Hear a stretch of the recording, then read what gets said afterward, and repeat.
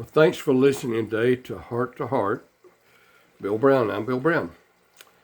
Today is going to be a special message that about a personal thing that I need to talk about, and it's something more personal than I've ever shared. You know, I heard some time ago it takes courage to be vulnerable, and I'm going to try in this time with you today.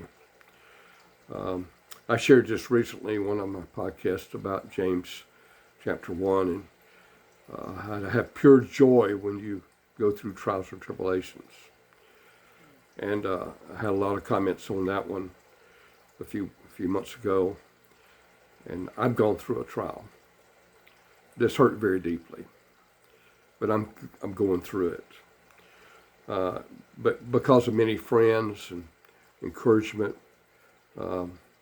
I'm good, and He's got me through that. But I'd like to back up a little bit, and I got a story to tell, so that we'll come back to this trial. You know, I'm a Santa Claus, and I have so much fun, but sometimes I get booked so much I can't do what I want to do. Been doing it for years. The lady in our church does foster care ministry, Jean Rector, and I could never do some of her things in the previous years, but she called me and wanted to know if I could be there on a certain date, and I looked, yeah, I can. What is it? She said, well, it's a new ministry that she's connecting with called Positive Impact.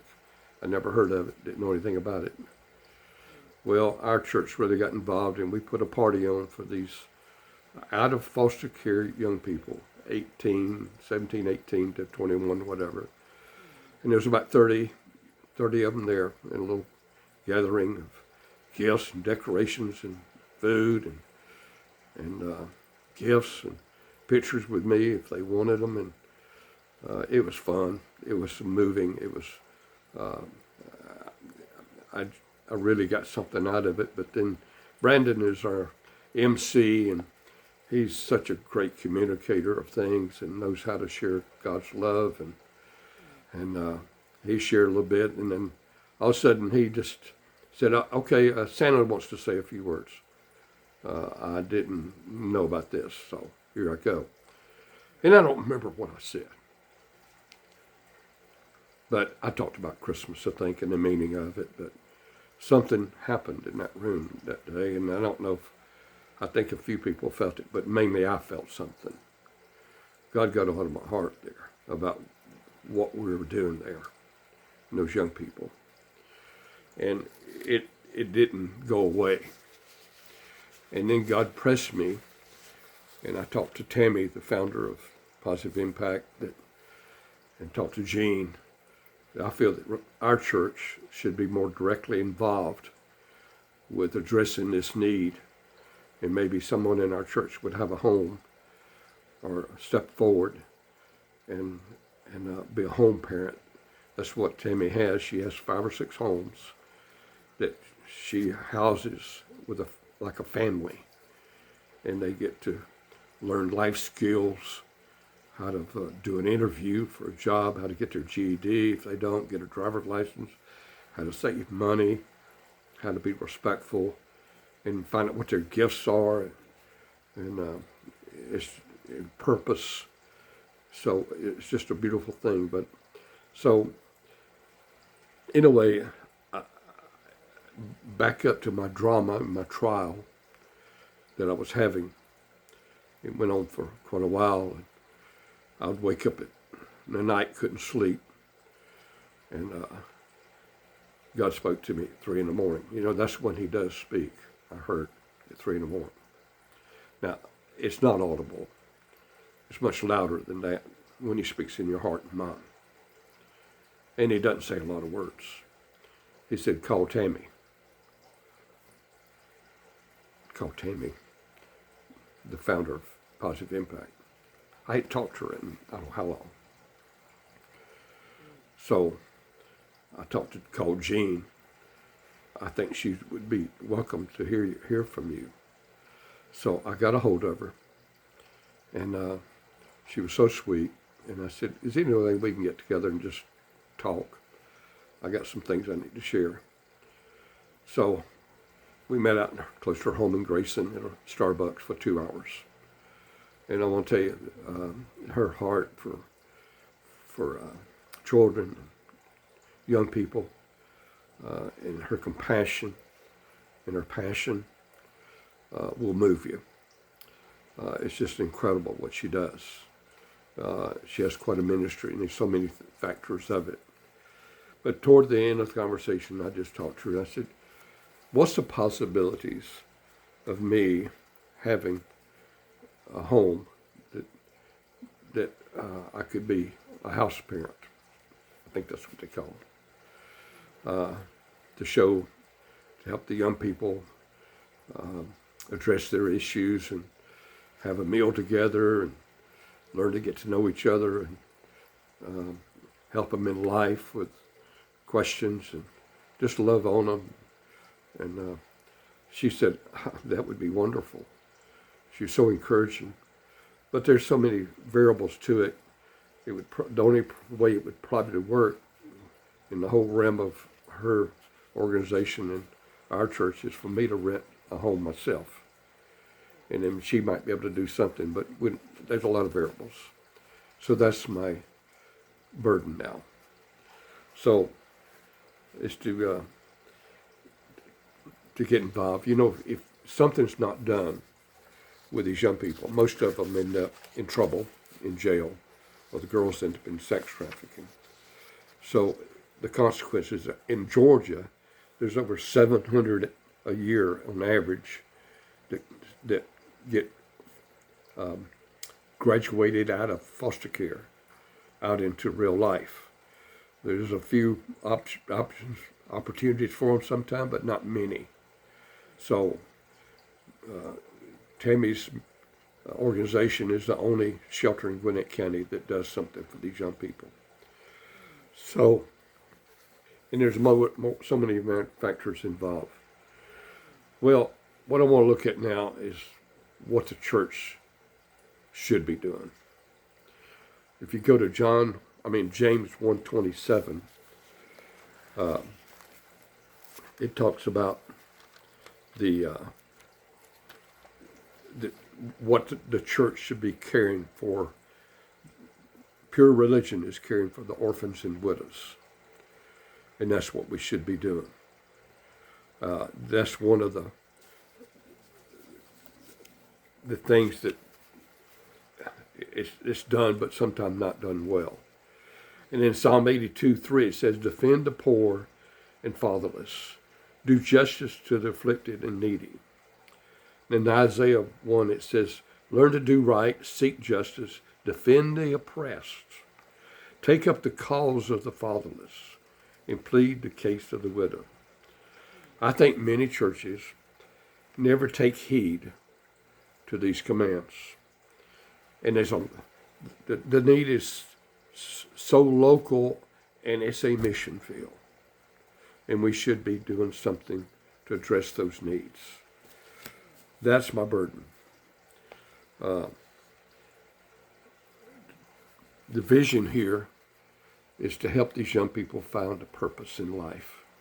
And of course, I know the purpose is in Jesus Christ. He's the answer for all things. But also along with that, they do need to learn some life skills.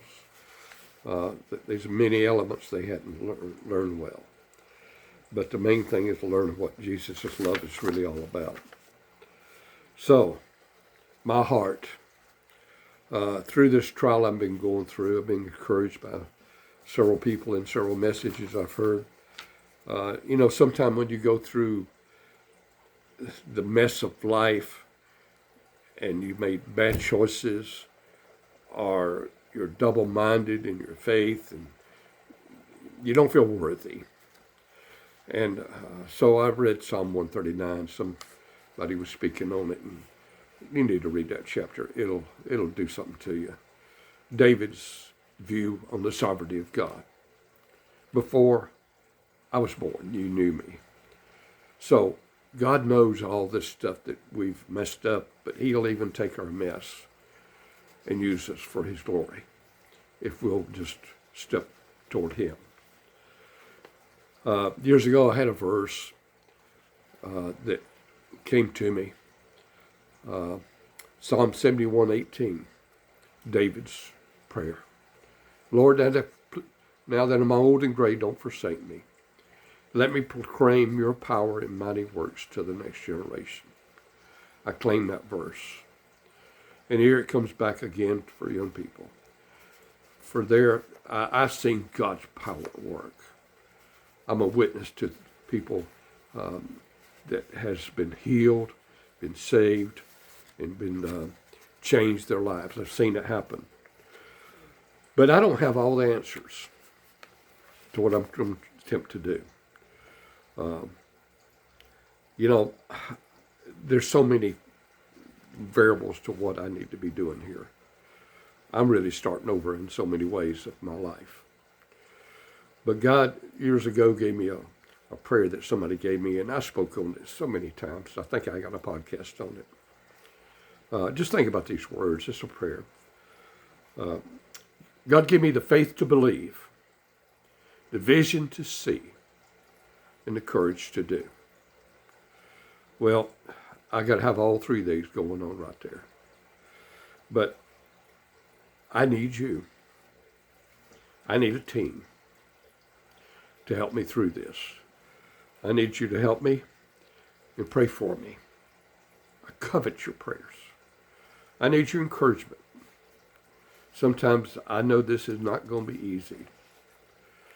And another thing that I don't apologize for, I need some help financially.